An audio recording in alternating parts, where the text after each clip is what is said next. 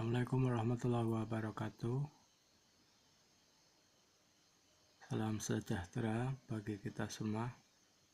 Bersama saya Master Tri.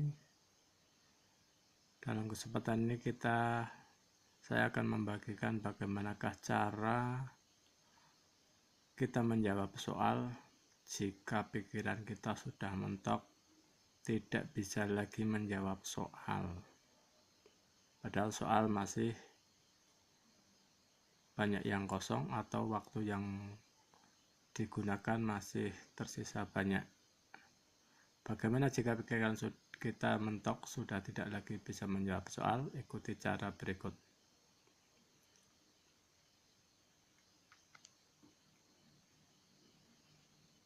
Bagaimana caranya? Cara yang pertama yaitu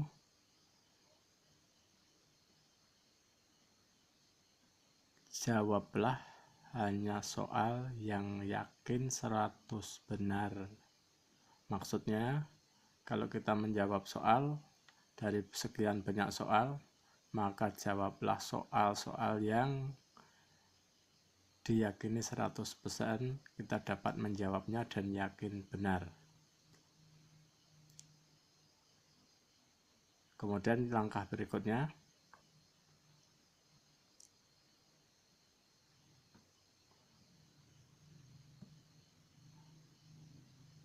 sisa soal yang belum terjawab, jawablah dengan cara mengeblok salah satu option atau pilihan jawaban dengan memperhatikan jumlah option terkecil dari jawaban yang telah kita berikan. Sebagai panduannya, kita ikuti aturan dan contoh penyebaran option untuk soal pilihan ganda pada ujian nasional. Ini berlaku untuk semua mata pelajaran dan semua tingkat. Aturan penyebaran option untuk soal pilihan ganda dirumuskan, yaitu jumlah soal yang ada dibagi dengan jumlah optionnya plus minus 2. Sebagai contoh, untuk mata pelajaran IPA dan matematika di SMP, jumlah soalnya 40 dengan pilihannya berupa A, B, C, dan D, sehingga optionnya ada 4. Nah, jawaban A, B, dan C ini harus tersebar merata dengan rumus seperti di atas.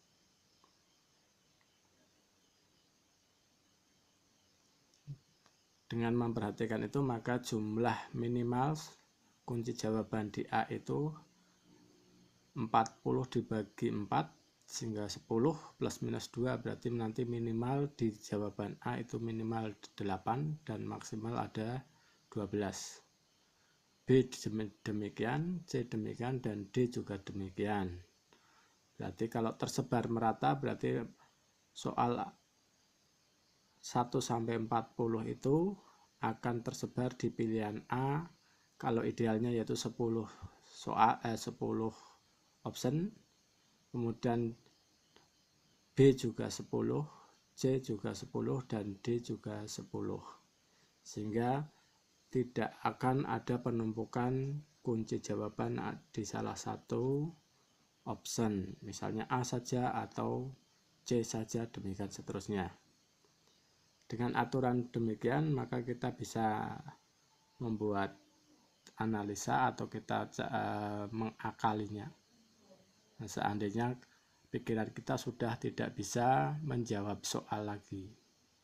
Nah, sebagai contoh penerapan dan perhitungan nilainya, kita ambil contoh sebagai berikut. Andi hanya bisa menjawab soal yang yakin benar. Dari 40 soal tersebut hanya 8. Apa yang harus dilakukan? Nah, yang pertama yaitu seperti tadi. Yang pertama yaitu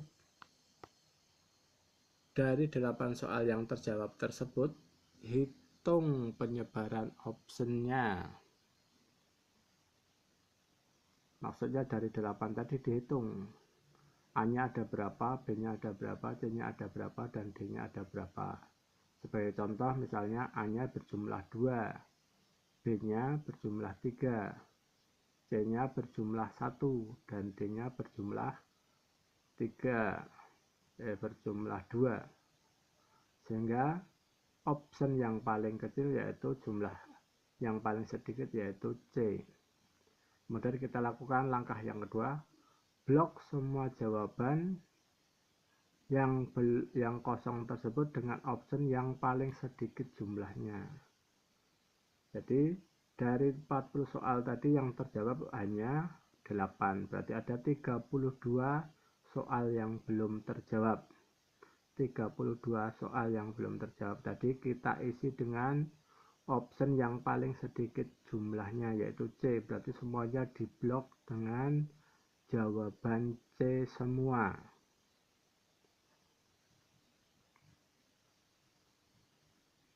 Apabila itu dilakukan, maka nilai perolehan yang akan diperoleh oleh Andi yaitu nanti dengan perhitungan jawaban Andi tadi 8, yang bisa menjawab betul dan yakin betul tadi hanya 8, berarti skornya 8. Kemudian tambahan yang lain dari pengeblokan tadi dari 30 soal tadi, dari 32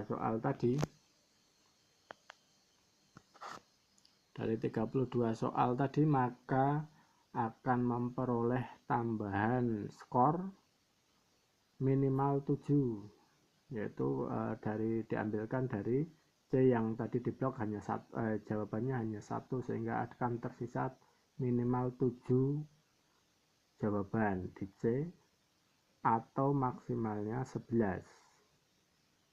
Sehingga nanti nilai atau skor yang diperoleh Andi yaitu 8 ditambah 7 minimal 15, kemudian maksimalnya 8 ditambah 11 19.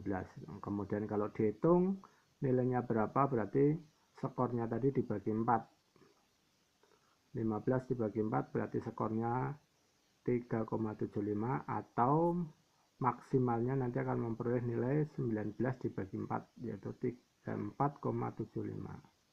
Itu kalau nilai yang dikerjakan hanya 8 soal. Nah, bagaimana kalau anak-anak yang sudah mending berpikirnya atau pintar? Apakah metode ini berguna? Tetap berguna. Nah, sebagai contoh, ini contoh yang kedua.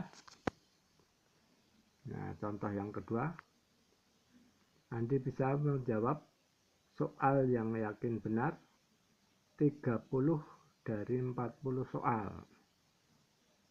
Nah, berarti ada 10 soal yang masih belum terjawab alias blank. Nah, seperti langkah yang pertama tadi, maka langkah yang pertama dari 30 soal tadi dihitung A-nya berapa, B-nya berapa, C-nya berapa, dan D-nya berapa. Misal A-nya ada 8, sudah ada 8, B-nya 6, C-nya 7, dan D-nya 9. Sehingga option yang paling rendah di situ adalah option B, nilainya jumlahnya hanya 6. Padahal secara penyebaran yang ideal kira-kira nanti setiap option ada 10, berarti kalau B masih menyisakan sekitar 4. Nah, kemudian dari yang terkecil tadi B hanya 6, maka semua soal yang kosong atau semua soal-soal yang tadi tidak bisa dikerjakan diblok saja jawabannya di huruf B. 10 soal yang blank tadi diblok dengan huruf B. Nah, dengan perhitungan berapakah nilai yang diperoleh? Yang diperoleh oleh Andi, yang 30 soal sudah jelas benar, berarti skornya 30. Kemudian kalau tadi mengeblok yang B, maka minimalnya dia akan mendapatkan tambahan skor 2, maksimal tambahan skor 6. Sehingga kalau dijumlah 30 ditambah 2 berarti 32, dan maksimalnya 30 ditambah 6 berarti 36. Sehingga nilai yang diperoleh nanti berkisar antara 8 sampai 9.